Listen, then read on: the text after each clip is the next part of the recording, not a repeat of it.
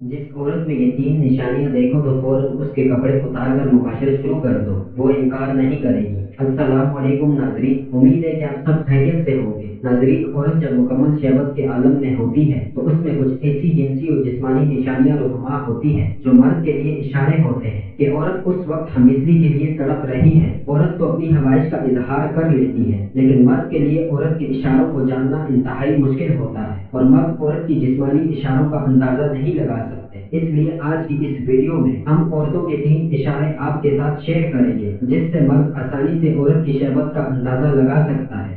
Number ایک، بال کھولنے والی عورت۔ جب عورت مرد کے سامنے بالوں کے ساتھ کھیلنا شروع کر دے، بالوں میں انگلیاں پھیرنا شروع کر دے، تو اس وقت مرد عورت کے کپڑے اتار کر مباشرت شروع کر دے، عورت انکار نہیں کرے گی، کیونکہ عورت جب مرد کے سامنے یہ حرکتیں شروع کرتی ہے تو مرد کے لیے واضح اشارہ ہوتا ہے کہ عورت کے اندر شہوت اور ہمسری کی خواہش عروج پر ہے، وہ مرد کے ساتھ ہمسری کرنا چاہتی ہے۔